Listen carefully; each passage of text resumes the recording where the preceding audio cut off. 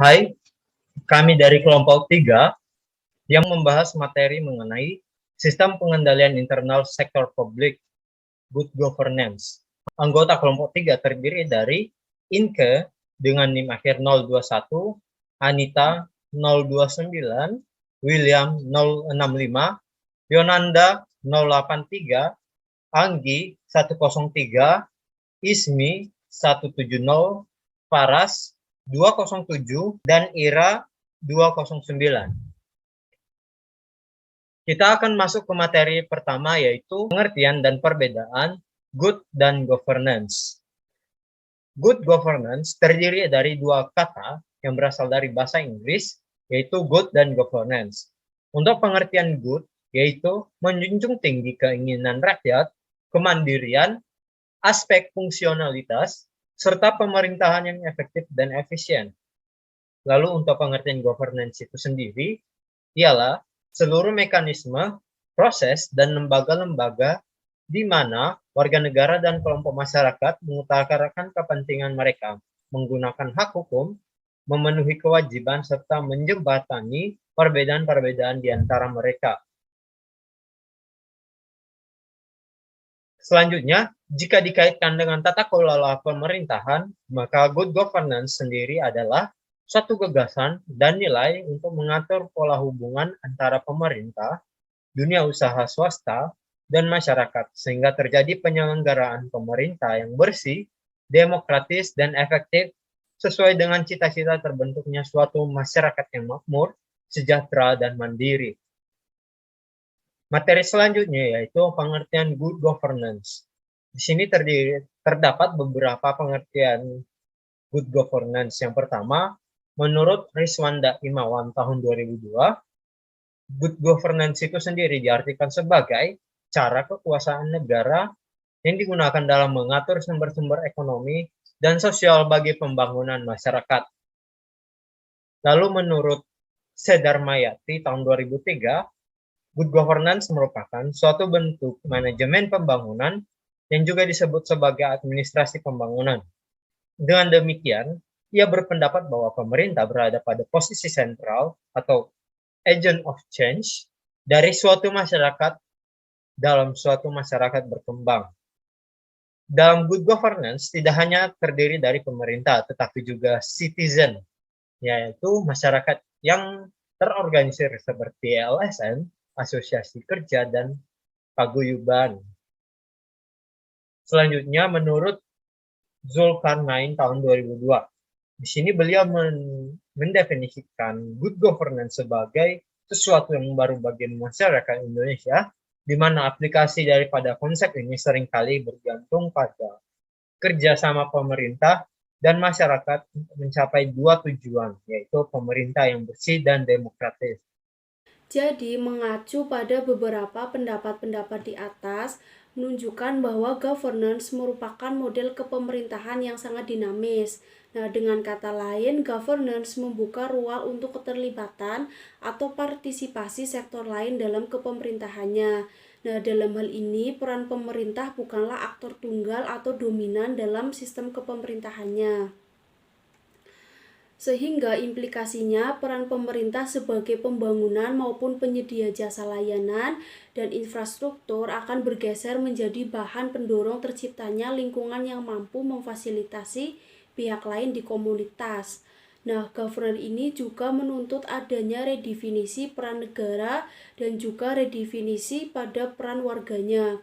Nah, hal ini sehubungan dengan adanya tuntutan yang lebih besar pada warga, antara lain yaitu untuk memonitor akuntabilitas pemerintah itu sendiri.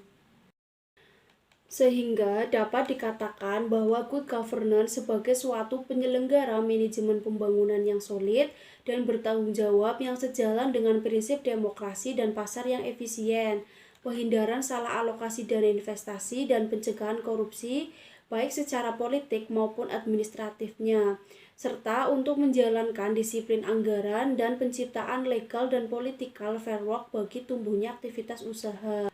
Selanjutnya, untuk mewujudkan good governance diperlukan reformasi kelembagaan dan reformasi manajemen publiknya. Nah, reformasi kelembagaan ini menyangkut pembenahan seluruh alat-alat pemerintah, baik di daerah maupun di pusatnya. Nah, baik dalam hal struktur maupun infrastrukturnya. Selain itu, good governance juga akan tercapai jika lembaga pengawas dan pemeriksa berfungsi secara baik. Apabila lembaga pengawas dan pemeriksa telah tertata dengan baik, maka yang perlu dilakukan adalah memperbaiki teknik pengawasan dan pemeriksaan. Nah, salah satu caranya yaitu dengan memperkuat pelaksanaan pemeriksaan atau audit yang tidak hanya dilakukan dalam hal pemeriksaan keuangan, akan tetapi juga dilakukan melalui value for money audit atau sering disebut dengan pemeriksaan kinerja. Sekian dari saya, semoga bermanfaat. Untuk materi selanjutnya akan dijelaskan oleh rekan saya. Perkenalkan, nama saya Faras Aulia Maharani dengan NIM akhir 207. Di sini saya akan membahas terkait latar belakang penerapan good governance di Indonesia. Latar belakang yang pertama yaitu pemikiran, tuntutan, dan dukungan eksternal. Yang pertama yaitu pelajaran dari pemerintah Amerika Serikat. Pada tahun 1993, Albert Arnold Gore Jr. selaku Wakil Presiden Amerika Serikat menyusun laporan untuk Bill Clinton selaku Presiden Amerika Serikat pada saat itu. Isinya mengenai persoalan birokrasi yang kurang responsif kalah dengan sektor swasta. Pemerintah kurang bisa mengimbangi kemajuan masyarakat yang dapat mengakibatkan turunnya kepercayaan masyarakat. Lalu yang kedua adalah tekanan lembaga donor atau pemberi pinjaman luar negeri seperti International Monetary Fund, ASEAN Development, World Bank, maupun lembaga-lembaga pemberi pinjaman lain yang berasal dari negara maju. Penerapan good governance di suatu pemerintah di negara tertentu dijadikan sebagai aspek pertimbangan bagi lembaga donor dalam memberikan pinjaman maupun hibah.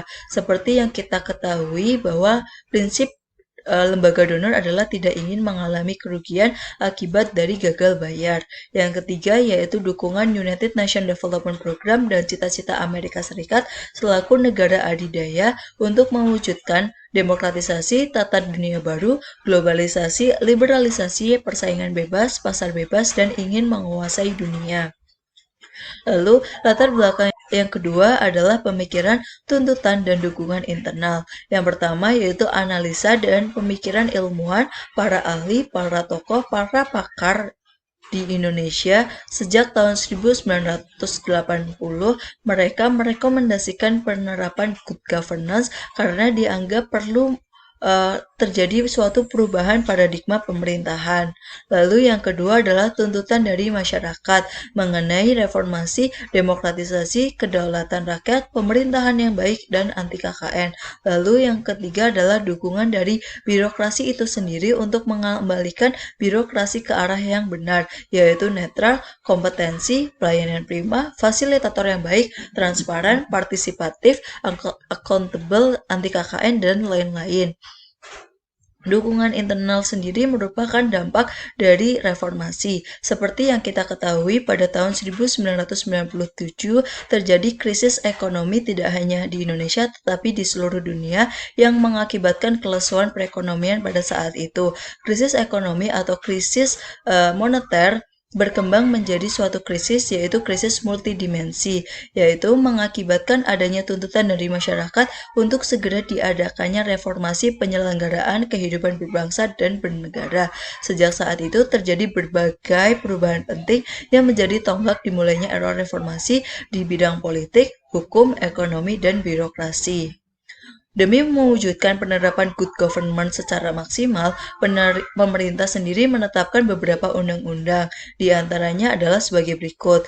Yang pertama yaitu Undang-Undang Nomor 28 Tahun 1999 tentang Penyelenggaraan Negara yang Bersih dan Bebas dari Korupsi, Kolusi, dan Nepotisme atau KKN. Lalu yang kedua adalah Pasal 20 UU Nomor 32 Tahun 2004 tentang Pemerintahan Daerah. Lalu yang ketiga UU Nomor 25 Tahun 2009 tentang Pelayanan Publik. Lalu yang keempat UU Nomor 14 Tahun 2008 tentang Keterbukaan Informasi Publik. Lalu tidak hanya undang-undang, pemerintah juga menetapkan beberapa TAP MPR. Di antaranya adalah sebagai berikut. Ada TAP MPR RI nomor 10/MPR/100 1998 tentang pokok-pokok reformasi pembangunan dalam rangka penyelamatan dan normalisasi kehidupan nasional.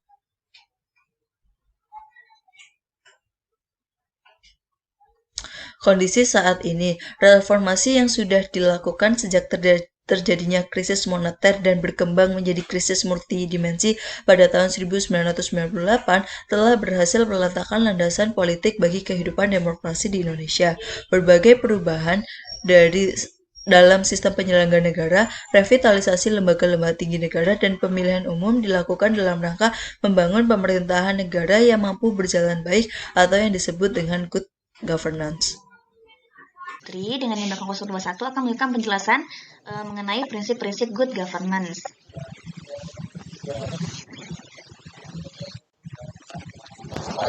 Oke, prinsip-prinsip good governance yang pertama di sini ada menurut Komite Nasional Kebijakan Governance. Ada apa saja? Yang pertama ada demokrasi. Nah, jadi untuk asas demokrasi sendiri itu harus diterapkan baik dalam proses memilih maupun dipilih sebagai penyelenggara negara maupun dalam proses penyelenggaraan negara yang mencakup pemilihan penyelenggara negara yang dilakukan oleh rakyat. Yang mana pemilihan tersebut harus dilakukan secara bertanggung jawab berdasarkan pada kesadaran dan juga pemahaman politik dari masyarakat. Nah, pemilihan penyelenggara negara yang dipilih oleh rakyat itu dilakukan atas dasar kepentingan negara dan juga masyarakat. Penyelenggara negara pun harus mampu mendengar, memilah, memilih, dan juga menyalurkan aspirasi rakyat dengan berpegang pada kepentingan negara dan juga masyarakat. Nah, selain itu juga ketika dalam penyusunan perundang-undangan dan juga kebijakan publik, hendaknya mengikut sertakan partisipasi masyarakat dan juga dunia usaha. Oke, yang selanjutnya itu ada transparansi. Nah, jadi untuk transparansi sendiri di sini itu mengandung unsur pengungkapan. Nah, pengungkapan dan juga apa yang diungkapkannya itu berupa informasi yang memadai, yang mana informasi tersebut haruslah mudah diakses oleh pemangku kepentingan. Transparansi ini sendiri diperlukan agar pengawasan oleh masyarakat dan juga dunia usaha terhadap penyelenggaraan negara dapat dilakukan secara objektif. Nah, sehingga tadi di dalam penyediaan informasi itu diperlukan yang namanya sistem informasi dan juga dokumentasi yang mana nantinya dapat diakses dengan mudah baik oleh masyarakat maupun dunia usaha. Nah, transparansi ini itu juga tidak mengurangi kewajiban lembaga negara serta penyelenggara negara untuk merahasiakan kepentingan negara sesuai dengan peraturan perundang-undangan yang berlaku. Nah, artinya di sini baik lembaga negara maupun penyelenggara negara dapat menolak untuk memberikan informasi yang berkaitan dengan keselamatan selagi informasi tersebut berkaitan dengan keselamatan negara, hak pribadi, dan juga rahasia jabatan. Nah, untuk yang ketiga itu ada akuntabilitas. Nah, akuntabilitas sendiri itu mengandung unsur kejelasan fungsi di dalam organisasi dan juga cara mempertanggungjawabkannya. Nah, jadi akuntabilitas sendiri itu diperlukan dengan tujuan apa? Agar setiap lembaga negara dan juga penyelenggara negara di sini mampu melaksanakan tugasnya itu secara bertanggung jawab. Nah, untuk itu setiap penyelenggara negara harus mampu melaksanakan tugasnya secara jujur dan terukur sesuai dengan ketentuan peraturan perundang-undangan maupun kebijakan publik yang berlaku sehingga dapat menghindari penyalahgunaan wewenang. Oke, yang keempat, prinsip yang keempat di sini ada budaya hukum. Nah, untuk budaya hukum sendiri di sini mengandung unsur penegakan hukum secara tegas tanpa pandang bulu. Artinya, hukum yang berlaku itu haruslah adil. Nah, budaya hukum sendiri itu dibangun agar lembaga negara dan juga penyelenggara negara di dalam melaksanakan tugasnya selalu didasarkan pada keyakinan dan juga berpegang teguh pada ketentuan peraturan perundang-undangan yang berlaku. Nah, sehingga setiap lembaga negara dan juga penyelenggara negara berkewajiban untuk membangun sistem dan budaya hukum secara berkelanjutan, baik dalam proses penyusunan, penetapan peraturan perundang-undangan, serta kebijakan publik maupun dalam pelaksanaan dan juga pertanggungjawabannya. Oke, yang terakhir di sini ada kesetaraan dan juga kewajaran. Nah, untuk kesetaraan dan juga kewajaran di sini itu mengandung unsur keadilan dan juga kejujuran. Nah, sehingga di dalam pelaksanaannya itu dapat diwujudkan dengan perlakuan setara terhadap pemangku kepentingan secara bertanggung jawab. Nah, kewajaran dan kesetaraan ini diperlukan untuk apa? Untuk dapat mewujudkan pola kerja lembaga negara dan juga penyelenggara negara yang lebih adil dan pastinya bertanggung jawab. Nah, dalam melaksanakan fungsi dan tugasnya, lembaga negara dan juga penyelenggara negara pun harus senantiasa memperhatikan kepentingan dan memberikan pelayanan kepada masyarakat berdasarkan atas prinsip kewajaran dan juga kesetaraan. Nah, yang selanjutnya di sini ada prinsip-prinsip good governance menurut Peraturan Presiden Republik Indonesia Nomor 7 Tahun 2005. Ada apa saja? Yang pertama, berkurangnya secara nyata praktek korupsi di birokrasi dan dimulai dari tatanan atau jajaran pejabat yang paling atas, lalu terciptanya sistem kelembagaan dan juga ketata laksanaan pemerintahan yang bersih, efisien, efektif, transparan, profesional, dan akuntabel. Selanjutnya yang ketiga, terhapusnya aturan atau peraturan dan juga praktek yang bersifat diskriminatif terhadap warga negara, kelompok atau golongan masyarakat, dan juga meningkatnya partisipasi masyarakat dalam pengambilan kebijakan publik. Lalu yang terakhir, terjaminnya konsistensi seluruh peraturan pusat dan daerah dan tidak bertentangan dengan peraturan dan perundangan di atasnya. Oke. Nah, ini yang terakhir, ada menurut MTI atau Masyarakat Transparansi Indonesia. Ada apa saja? Yang pertama ada partisipasi masyarakat, tegaknya supremasi hukum, keterbukaan, peduli pada stakeholder, akuntabilitas, berorientasi pada konsensus, kesetaraan, efektivitas dan efisiensi, dan yang terakhir ada visi strategis. Nah, yang pertama di sini ada partisipasi masyarakat. Artinya apa? Yaitu artinya semua warga negara maupun masyarakat di sini mempunyai hak dalam pengambilan keputusan baik secara langsung maupun tidak langsung melalui lembaga yang sah. Nah, selanjutnya yang kedua ada tegaknya supremasi hukum. Nah, maksudnya ialah segala hukum yang berlaku itu haruslah adil dan juga sama untuk semua warga negara. Nah, yang ketiga di sini ada keterbukaan. Nah, keterbukaan di sini itu maksudnya yaitu tadi ya seperti sudah dijelaskan tadi, semua informasi itu bisa diberikan kepada masyarakat supaya bisa dipantau dan juga diamati baik oleh masyarakat maupun dunia usaha. Kecuali tadi ada informasi yang bersifat rahasia yang menyangkut kepentingan negara. Itu lembaga negara maupun penyelenggara negara bisa menolak untuk memberikan informasi tersebut. Nah, yang selanjutnya yang keempat ada peduli pada stakeholder. Nah, artinya di sini pelayanan kepada semua pihak yang punya kepentingan itu harus dilakukan tanpa adanya perbedaan.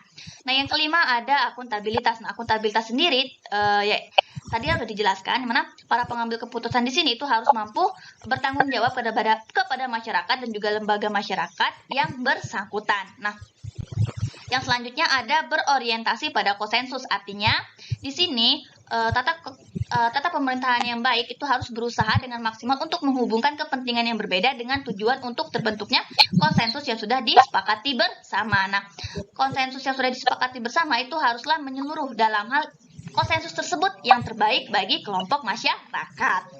Yang selanjutnya kesetaraan. Artinya di sini semua warga negara mempunyai kesempatan yang sama untuk bisa memperbaiki atau mempertahankan kesejahteraan yang secukupnya. Nah, yang selanjutnya ada efektivitas dan juga efisiensi, yaitu proses pemerintahan di sini dan juga lembaga harus mampu mengatur dan juga menggunakan sumber daya yang ada dengan maksimal. Nah, yang terakhir ada visi strategis, yaitu di mana para pemimpin masyarakat punya perspektif yang luas dan berjangka panjang mengenai tata pemerintahan yang baik dan juga pembangunan manusia. Oke, mungkin cukup sekian yang dapat saya sampaikan. Untuk selanjutnya akan dijelaskan oleh teman saya. Baik, di sini saya Nanda Aditya Subari dengan nilai 083 akan melanjutkan presentasi mengenai pilar-pilar dari good governance. Jadi dalam good governance itu sendiri ada 3 pilar penting. Yang pertama itu ada pemerintah, yang kedua ada dari swasta atau dunia usaha, yang ketiga ada masyarakat. Dari pemerintah itu sendiri disebut dengan good public governance atau GCG, dan itu sendiri sudah ada peraturan pemerintah yang mengatur mengenai hal tersebut. Yang kedua ada GCG dari sektor swastanya atau good corporate governance. Ini sudah sering kita bahas pada materi-materi di semester sebelumnya. Tentunya yang terakhir itu ada masyarakat atau civil society. Jadi ketiga pilar ini itu membentuk suatu interaksi yang dapat membuat tata kelola yang baik atau yang kita kenal dengan istilah good governance. Selanjutnya kita bahas mengenai satu persatu dari pilar-pilar ini. Yang pertama itu ada pemerintah. Jadi peran pemerintah dalam mewujudkan good governance itu ada banyak sekali. Yang pertama itu ada membuat peraturan pemerintah.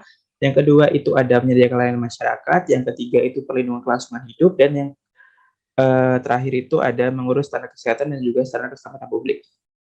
Yang kedua itu ada sektor swasta atau dari perusahaan atau PT. Peran yang dapat dilakukan oleh swasta ini ada banyak sekali, yaitu dengan mengembangkan kegiatan perekonomian seperti diantaranya itu ada dengan menciptakan lapangan pekerjaan bagi para masyarakat, menyediakan interaksi bagi karyawan, peningkatan standar hidup masyarakat, memelihara lingkungan hidup, serta membagi ilmu pengetahuan dan teknologi kepada masyarakat luas.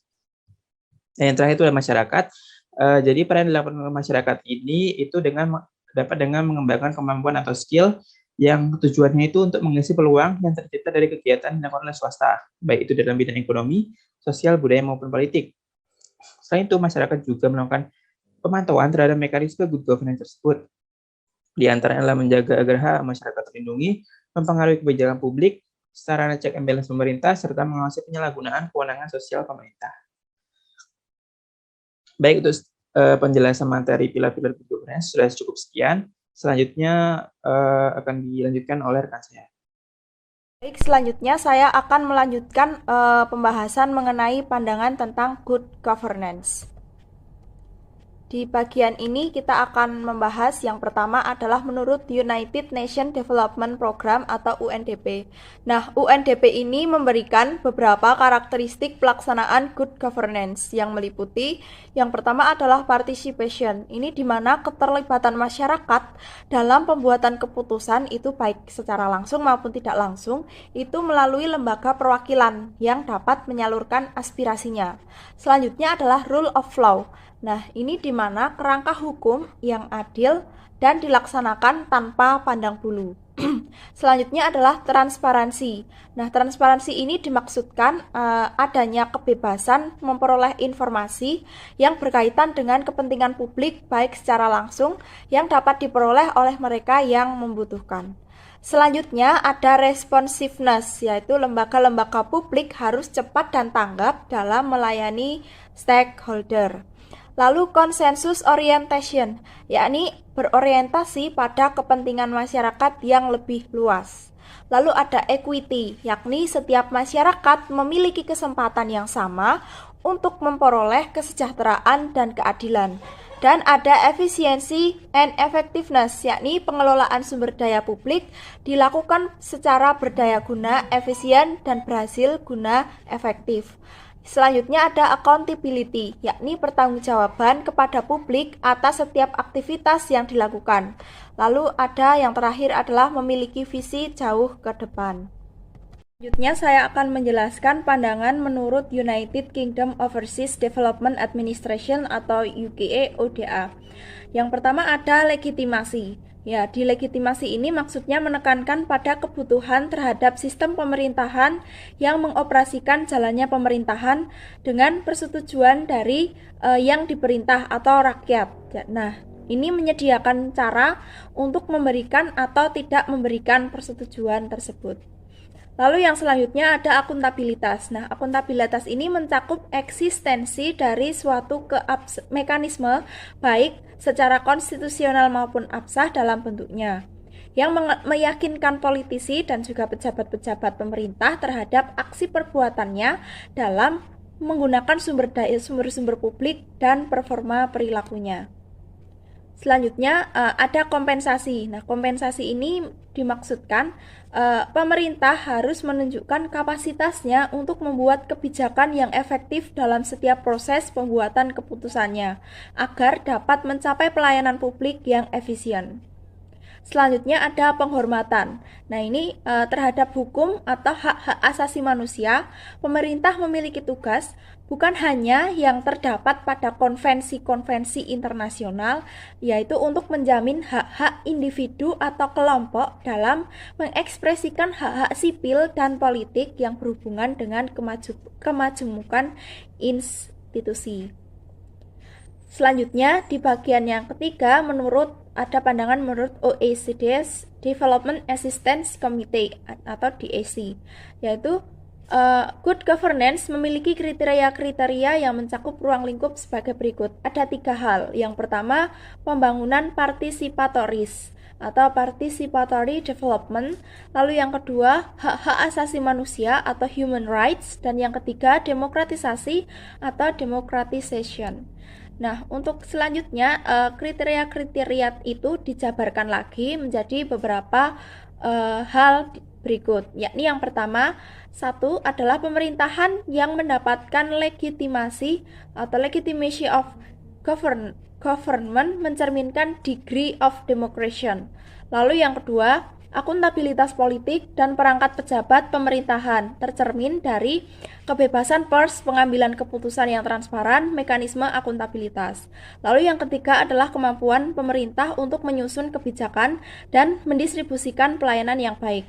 Lalu yang terakhir yaitu komitmen yang nyata terhadap masalah hak asasi manusia dan aturan hukum, baik yang berkaitan dengan hak-hak individu dan kelompok, keamanan, aktivitas sosial dan ekonomi, serta partisipasi masyarakat. Selanjutnya, di pandangan yang ketiga adalah menurut MTI atau Masyarakat Transparansi Indonesia. Ada 4 hal, yakni yang pertama adalah transparansi, yang kedua akuntabilitas, yang ketiga kewajaran atau kesetaraan, dan yang keempat kesinambungan atau sustainability. Lalu untuk 4 hal tersebut akan saya jelaskan sebagai berikut. Yang pertama akan saya jelaskan mengenai transparansi, yakni tersedianya informasi yang cukup, akurat, dan tepat waktu tentang kebijakan publik dan proses pembentukannya juga. Dengan ketersediaan informasi seperti itu, masyarakat dapat ikut sekaligus mengawasi sehingga kebijakan publik yang muncul itu bisa memberikan hasil yang optimal bagi masyarakat. Yang selanjutnya adalah akuntabilitas. Nah, ini bermakna ada pertanggungjawaban dengan menciptakan pengawasan melalui distribusi kekuasaan pada berbagai lembaga pemerintahan, sehingga mengurangi penumpukan kekuasaan sekaligus menciptakan kondisi yang saling mengawasi atau check and balance system. Selanjutnya yang ketiga adalah kewajaran atau kesetaraan. Nah, ini maknanya memberikan kesempatan yang sama bagi semua kelompok masyarakat untuk ambil bagian dalam pengambilan keputusan publik. Dan yang keempat adalah kesinambungan atau sustainability. Maknanya bahwa pembangunan harus memperhatikan kesinambungan generasi berikutnya. Apakah pelaksanaan pembangunan di masa sekarang ini akibat pemanfaatan sumber daya yang akan menjadi beban yang harus dipikul generasi berikutnya, seperti itu. Baik, untuk materi berikutnya akan dilanjutkan oleh teman saya. Di sini saya akan melanjutkan presentasi dari teman saya. Sebelumnya, perkenalkan, nama saya Ira Nurfiana Widiawati dengan NIM belakang 209. Nah, untuk materi yang selanjutnya yaitu mengenai implikasi penerapan good governance. Good governance pada dasarnya adalah suatu konsep yang mengacu kepada proses pencapaian keputusan dan pelaksanaannya yang dapat dipertanggungjawabkan secara bersama. Sejalan dengan prinsip demokrasi yang lebih efisien, pencegahan korupsi baik secara politik maupun administrasi. Nah, good governance sendiri di Indonesia mulai benar-benar dirintis dan diterapkan sejak meletusnya era reformasi, yang dimana pada era tersebut telah terjadi perombakan sistem pemerintahan yang menuntut proses demokrasi yang bersih, sehingga good governance merupakan salah satu alat reformasi yang mutlak diterapkan dalam pemerintahan baru.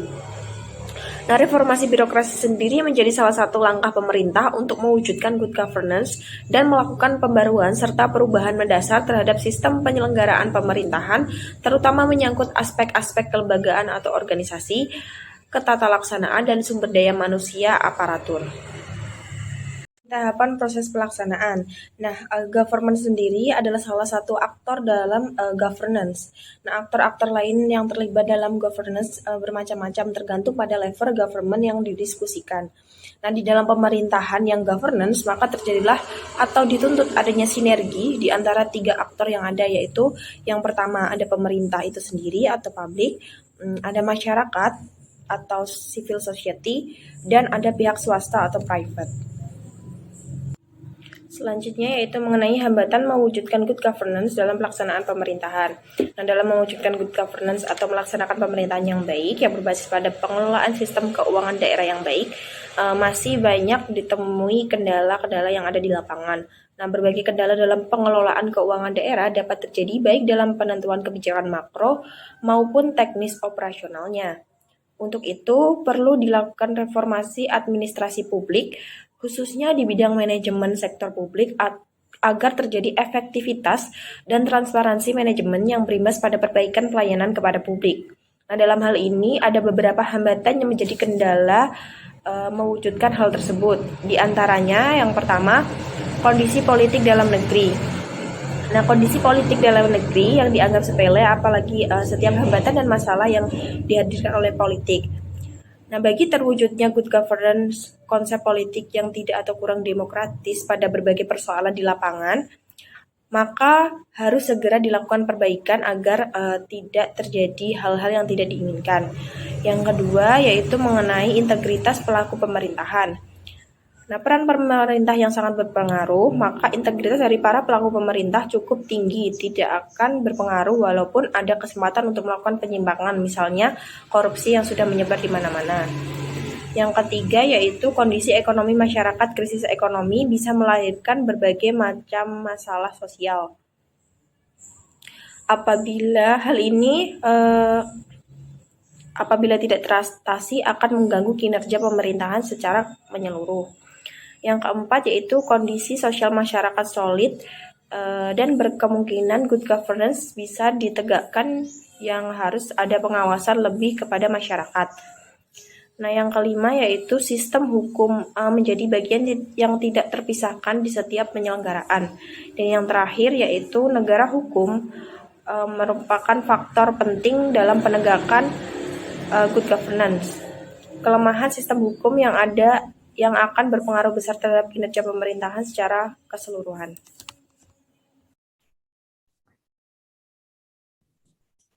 Saya Ismi Adarahmi dengan NIM 170. Di sini saya akan melanjutkan presentasi dari teman saya.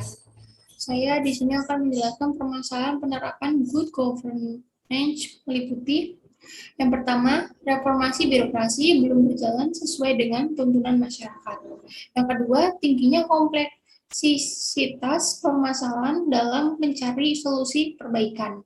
Yang ketiga, masih tingginya tingkat penyalahgunaan wewenang, banyaknya praktek KKN, dan masih lemahnya pengawasan terhadap kinerja aparatur.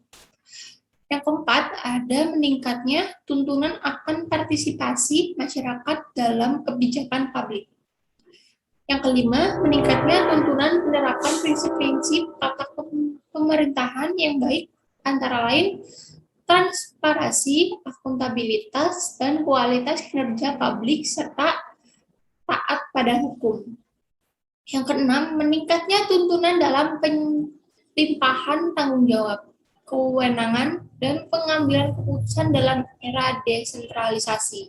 Yang ketujuh, rendahnya tingkat sumber daya manusia dan kelembagaan aparatur, sistem kelembagaan organisasi, dan ketatalaksanaan atau manajemen pemerintah daerah yang belum memadai.